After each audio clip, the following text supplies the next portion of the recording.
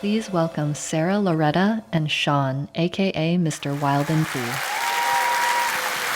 Guys, we're here. Welcome to Make with Notion. How is everyone? Hi! I am so honored and so excited to be here with you guys today, showcasing some of Notion's new incredible features, like we just saw in the keynote, like custom agents, and how I use them to run my solopreneur business. But before I get into it, I need to say a special hello, because my grandmother is watching virtually with so many of you online, and she knows nothing about Notion, so let's teach her something today. If we haven't met yet, my name's Sara. I am a proud Notion Solutions partner and ambassador. And for the, y'all gotta stop that. For the past 13 years, I've spent my career in data and business development. And I've been so fortunate to work with over 400 B2B brands across the globe, like production houses, CPGs, and creative agencies. But most importantly, I work with nonprofits. And that's actually how I got my start. I joined an organization in Austin, Texas at the bright-eyed, bushy-tailed age of 18 years old. And I joined as a data assistant. Now, we did incredible work at this organization. We trained individuals in the blue-collar trades like electrical, HVAC, and plumbing. But you wouldn't know that we did this incredible work because we had no data and no knowledge management system for not only historical data, but for our grant reporting. And so when I joined as a data assistant, it was kind of funny because I knew nothing about data and compliance. I only knew that I was good at Excel. And so my first week on the job, the problem was so apparent. We had no strategy and no security. We literally had 16 filing cabinets spread across our office downtown, none of them locked, and they were filled to the brim with copies of driver's license, social security numbers, personal birthdays, and all of the information that grantors require for you to keep your funding. Because of that, we also never had accurate reporting. You know, I remember sitting on the floor of our office with a pad of paper and a pen, manually tallying how many women came through our programs, how many men graduated, and the zip codes that we served. Further, none of our processes were written for the company. They were written by the employee in the role at the time. And because we always were losing funding, we also were always facing churn, which meant when the person left, the processes went with them. And as a chain reaction, we owed 5 figures to the city, the county, and the state because of it. And I'll be honest with you, I love solving problems.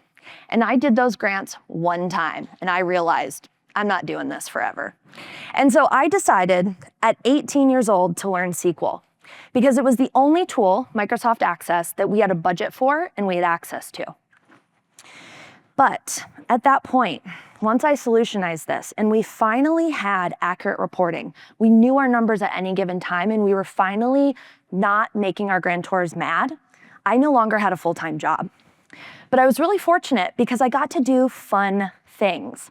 I got to do tabling, I got to do robotics. You know, the infamous stormtrooper photo lives on in my friend group. And I also got to work with PBS to develop a documentary about women working in construction.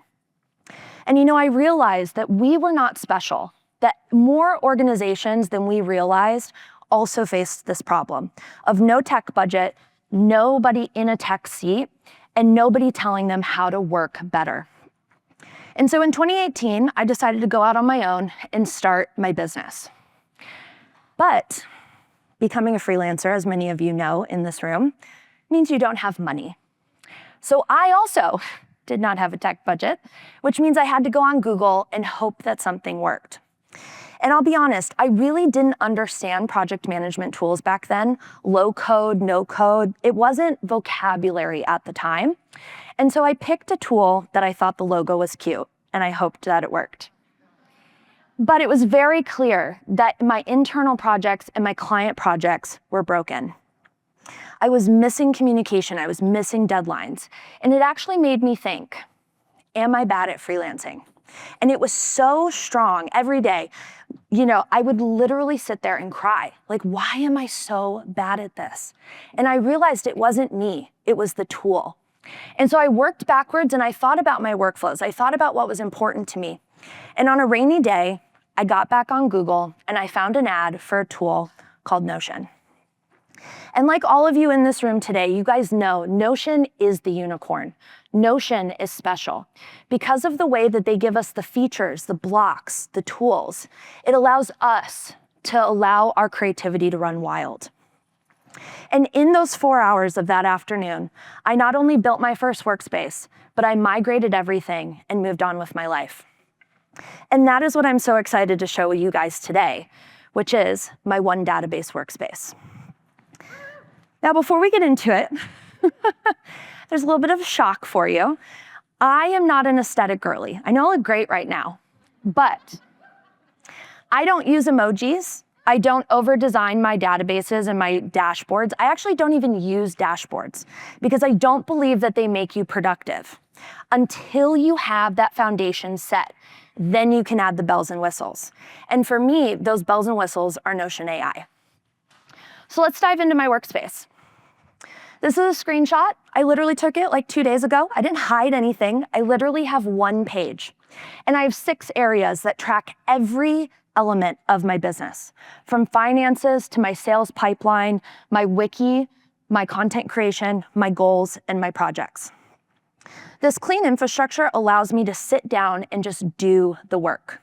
If I haven't said it enough, I don't have a team. I'm a solo. I operate entirely on my own. I don't have time to look for a page or to wonder, when did I create this page and what even is it? I don't remember why I made this page. I'm sure I see some of you, you're like, yeah, same. But it also allows me to have zero search fatigue. I'm not sitting here wondering, what do I do every single day? And now with Notion's new data sources, you can also do the same exact thing. You can build one big mega workspace database and allow you to really just dive in every day. As many of us know here with linked databases, there was also that fear of, will something accidentally get deleted? Will I unlink something? Now with Notion data sources, you don't have to have that fear. So let's take a look at my projects area. I love a good toggle, guys. I'm obsessed with toggles and aggregation because this allows me at any given time at a bird's eye view to know my capacity planning.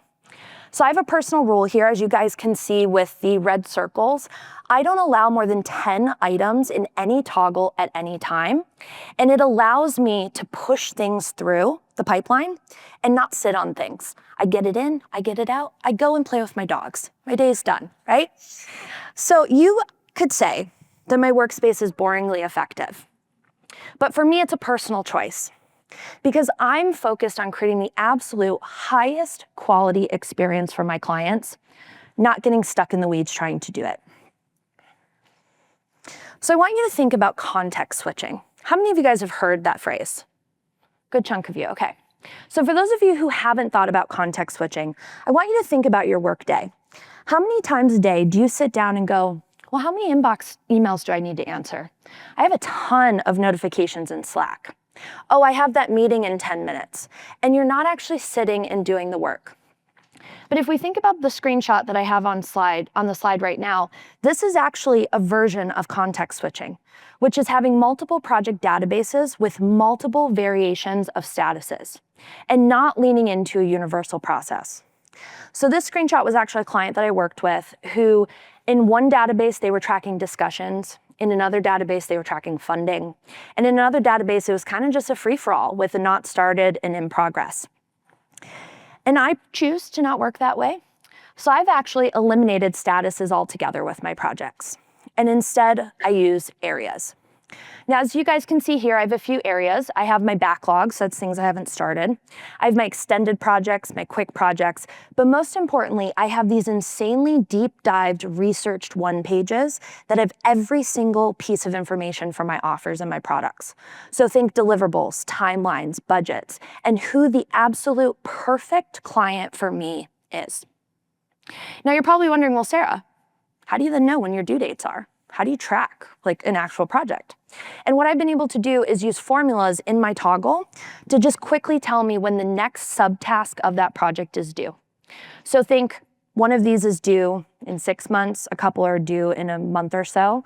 And for me, when I get on a sales call, I can immediately know I have capability or I don't have availability. And all I have to do is look at this toggle. I don't have to guess and hope I'm not burnt out by the end of the project. The next thing I've kind of already shared, I don't use emojis. I don't believe that if I randomly choose on a Tuesday to use a pumpkin emoji, then I'm gonna remember why. And so, because then you have to read the page title, right? If you just pick a random emoji, then you have to add the context. And so for me, I use a universal icon system. I have 3 icons that I use across my entire workspace. Hearts are for clients, cones are for internal projects, and docs are for knowledge. And so now that I've shown you how basic girl my workspace is, I'm excited to showcase how I actually add the bells and whistles, and that's with Notion AI. Are we ready? Okay, I'm really excited for this because Notion AI is 2 full-time employees in my business. I have Arthur, who's my sales lead, and some of you may recognize Lizzie, who's my project manager. They are crucial and frankly deserve a raise. So Lizzie's main role, I've been able to build a real-time project manager stand-up meeting using the Notion AI text property. And so if we look at the prompt here, you can see we're asking it, how many items haven't been completed? When's the next due date? And also suggest an action item for me. And this auto updates in my database, so I'm not guessing. I'm not having to read through meeting notes. I literally read it and move on. And so if we look at this output here, you can see nothing's been done, but the next due date isn't until 2026. And actually, Lizzie's saying, I need you to get it together and go schedule a meeting with them and push this along. Now the real sauce though, I love Lizzie. She's an OG, but Arthur is my secret sauce because he not only reviews my sales call notes, but he researches my clients, cross-compares it to my deep dive 1 page, and then tells me if I should work with the client or not. So we do this in custom agents. And so you guys can see the instructions here. It's triggered by a status in my sales pipeline that the sales call is done. From there, he's gonna do all of that work I just mentioned, researching the client, cross-comparing to the page in my database, and then he's gonna send me a notification to say, they're great, work with them. Or maybe you should recommend them to another Notion consultant who would better match them. And so if we look at the output here, what he does after that is also updating the database as well. So he summarizes all of his research, he updates the status, and this actually is a current client I'm working with who I'm obsessed with. And I'm glad that it thought it was a good output because this client really is truly the best. But they said, excellent fit. Onboard this client, work with them. And it's not just because I'm really good at my job, it's because the client specifically mentioned in the sales call that they respect and appreciate outsourcing. That's really important for me. I do not work with any clients who have never worked with a consultant before and understand outsourcing. So there's a lot of education that has to be done there. So all that's left is for me to click 1 single button, and that's my last workflow, to onboard the client. So I use a button. I don't know who's obsessed with buttons in here, but I think that they are the most underrated Notion feature because you can do so much with them. So if we take a look, once the button's triggered, what we do is we send an email to onboard the clients. And clients think this is custom, right? Literally takes me, 3 seconds to click the button, and it fills in all of the context with property data from my sales pipeline. So information on how to proceed, onboarding, and all of those things. And then lastly, what it does is it updates the status to prove that that automation successfully completed. Now, one thing that I want to mention here is that this is actually an external trigger for me in Zapier.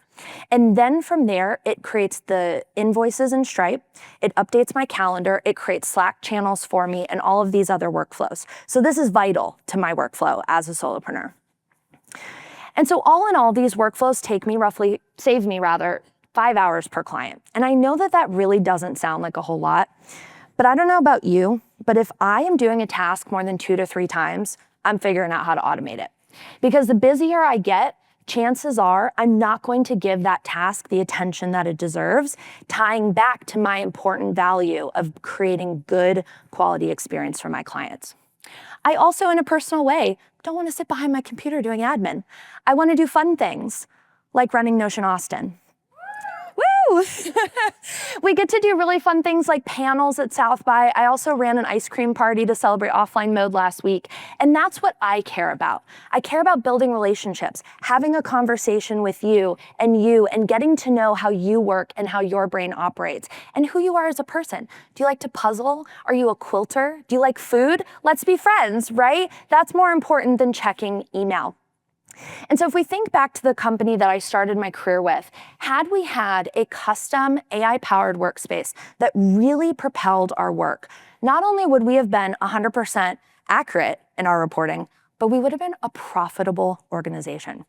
We also, I believe, truly, that we would have eliminated team churn because our team would have been empowered to have the freedom to work on the projects that they cared about, not always working in this reactionary mindset. And so as you guys continue to sit through sessions today, as you have conversations with your friends and new people that you meet, and you think about how can I add all of these features to my Notion workspace, I actually challenge you to take a step back and think about how can you use them to make your business more simple, your workspace and your workflows more simple, and ultimately, how can you make them more boringly effective? And with that, I am so honored and I'm so proud to introduce my dear friend, Sean, Mr. Wildenfree, to the stage.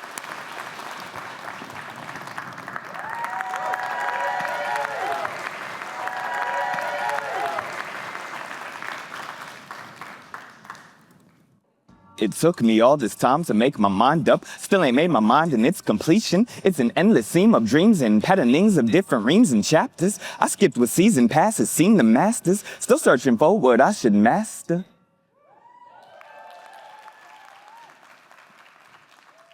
Now that, my friends, is what I would call a creative use case for Notion. Peace and blessings. I go by Mr. Wildenfree, and I am a lyrical performing music artist and hip-hopper out of Atlanta. And what you just heard was my latest single, Seams of Dreams, which is now available on all major streaming services. Thank you. The reason why I started with that is because it all started with the music for me. Back in 2018, I was looking for a better way to organize all of these verses I had been writing. And Notion proved to be the tool. As you all can see, I've been busy throughout the years. And Notion helps me to take action on my growing catalog of music. So that's why I decided to focus on Notion for music business and creating templates for up-and-coming music artists, managers, A&Rs, label heads, those who are seeking professionalism within the music industry. And so it started with my Music OS template series, and it's a series because there's more than one, having multiple tiers. And much like anything, systems start simple. So what you're seeing here is a mermaid diagram of my first Music OS. And it's just showcasing the databases that were present. About 5 databases. I would keep track of my records, artists I was collaborating with, my albums, music plugins, and for some strange reason, a word bank. But naturally, my needs evolved, and so the system had to evolve as well. And so this is the Music OS Plus, increasing my capacity, allowing me to keep track of venues I wanted to perform at, or merch that I wanted to design, forms that I might have needed to construct for feedback from my fans. And still, this wasn't quite enough. And so complexity has increased quite a lot since then. And what you're looking at here is an up-and-coming version of the Music OS, which is the Music OS Pro. It will be available very, very soon. But I don't want you to dive too much into the weeds of this. I just want to illustrate the point. And I think that many of you have faced something similar, where you start a project and it starts simple, but as you attend to the needs of your specific industry or the standard operating procedures and all of the various things that you need to do, the system increases in complexity. And it's hard to keep the simplicity within that. It's why one of my favorite quotes is, "Simplicity is the ultimate sophistication." Thankfully, we have Notion AI, and as you all saw today, we have the agent, we have personalization of that agent, and we also have custom agents that we can work with. So I'm going to talk about some custom agents that I have set up for my own use cases, and one of them is my terms agent.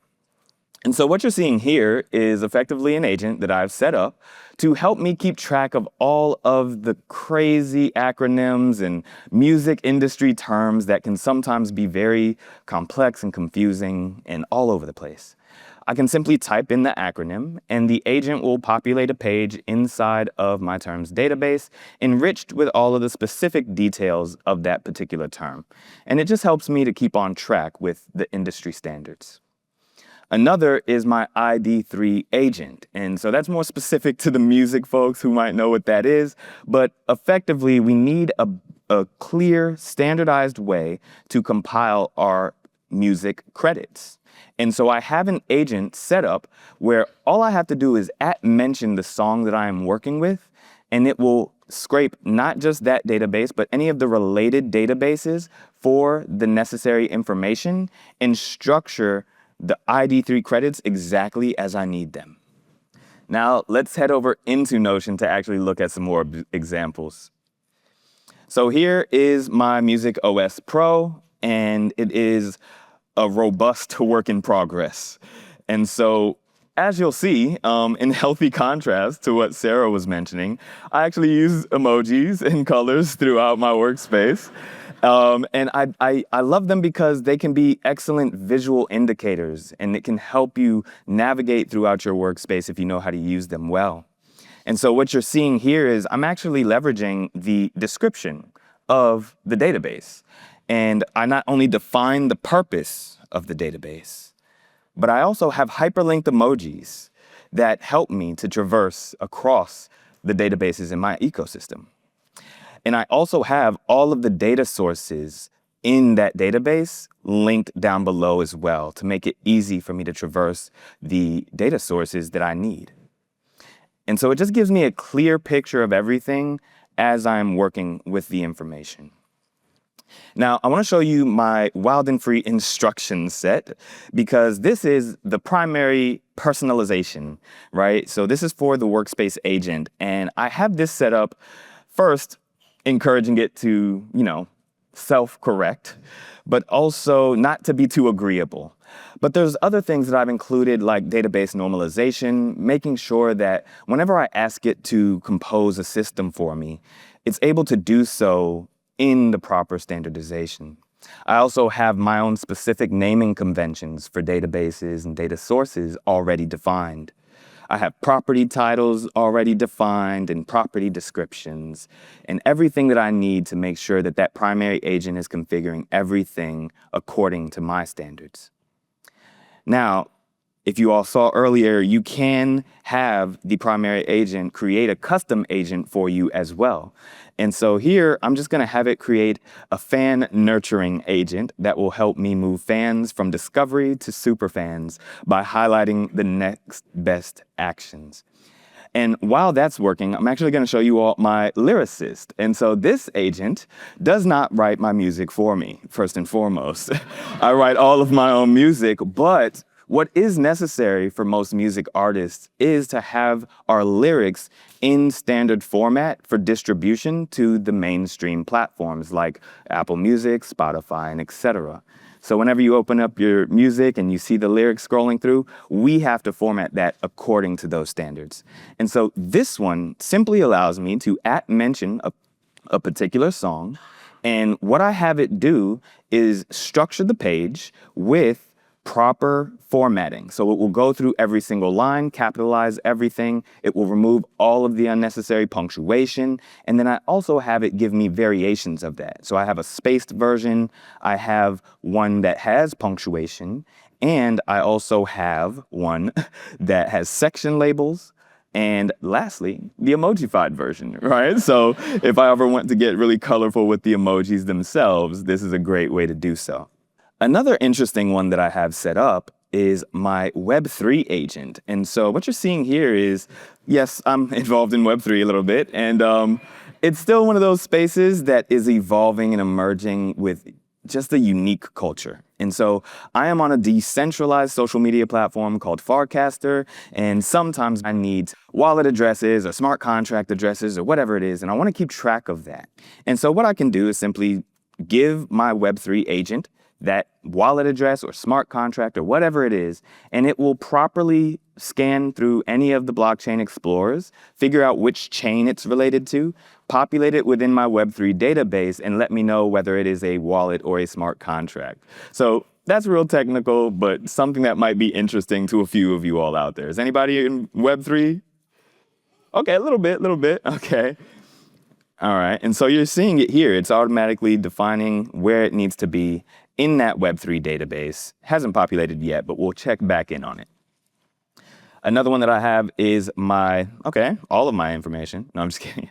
I have my lyric analyst, and this one actually does some really cool things for me. And it's expanding the ways I can engage my audience.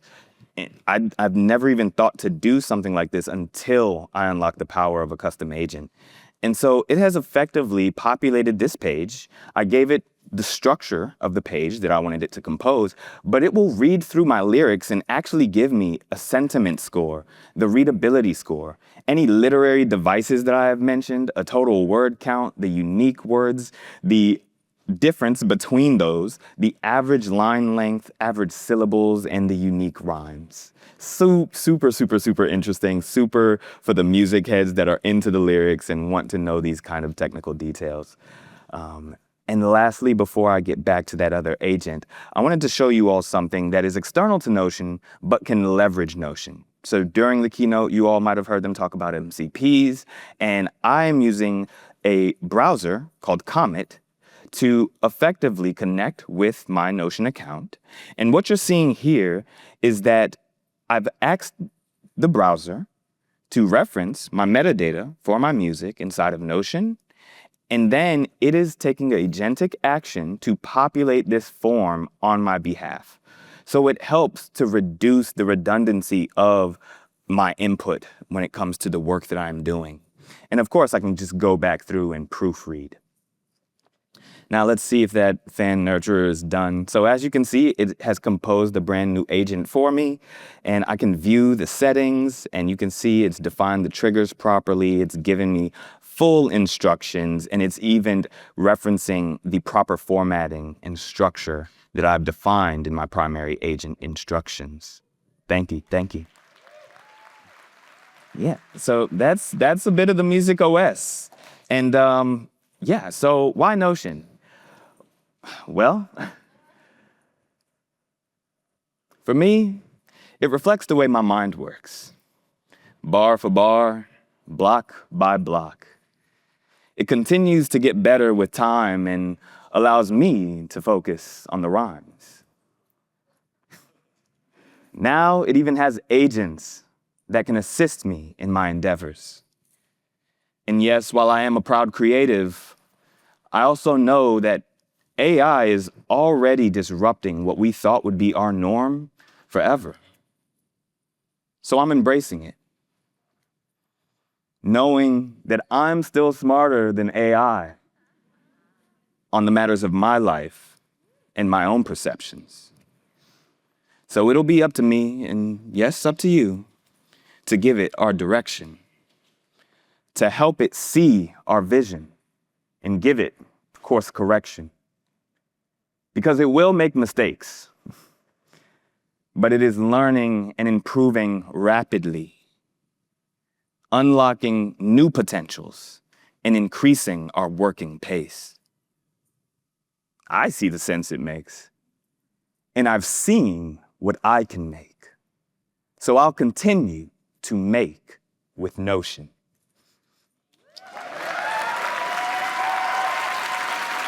Thank you all. Thank you. As you can see here, I have a QR code that you can scan for all of the Wildenfree resources I've shared during this talk, including the initial lyric sheet, which you can find in the Notion Marketplace, alongside some of my other templates. I also have the links for you to connect with me across socials and find me on music streaming platforms. Thank you all, and I hope you have a wonderful Make with Notion.